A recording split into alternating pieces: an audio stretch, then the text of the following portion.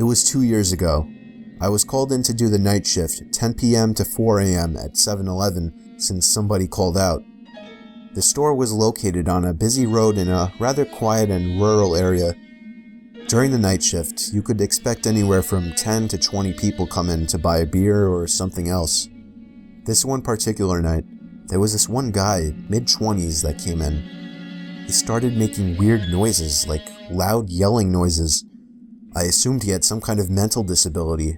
In fact, my brother has a mental disability, so I immediately felt sympathy for the guy. He walked up to the counter without any items, with his head facing me, but his eyes were looking up at the ceiling. I felt uncomfortable. I honestly didn't know how to deal with it.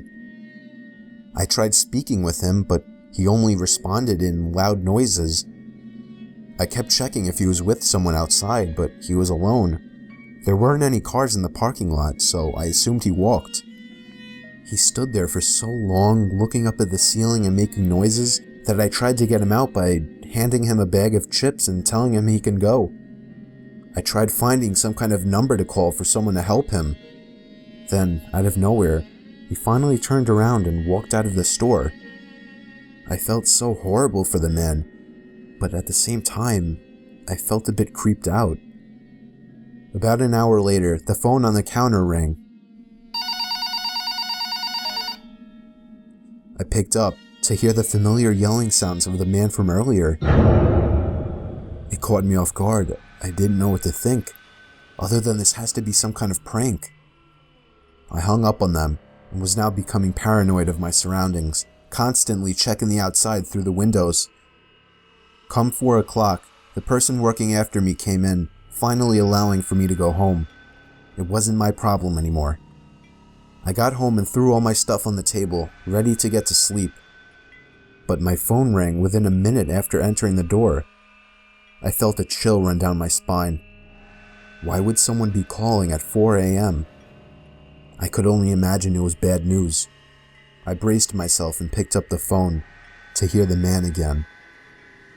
I felt sick to my stomach as I listened to the loud noises he made. I struggled to slam the phone to the receiver. All night I felt like I was being watched, even with all the blinds shut. And I could swear I heard strange noises coming from all over my house. I refused to get any sleep until the sun came up. Weeks passed and I had forgotten about the incident, until one day, when going into the basement for the first time in a while, I found that papers had been scattered all over the floor, and when I went into the basement closet, I found writing on the walls.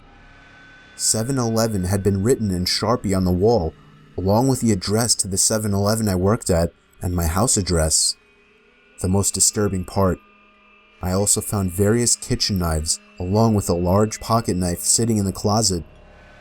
What started out as seemingly just an innocent person turning into something of a prank ultimately turned into something much more horrifying. He had been living down there for God knows how long, and I'm just grateful that for whatever reason he changed his mind and left, because I haven't seen or heard from him since. All I can say is that man is dangerously ill.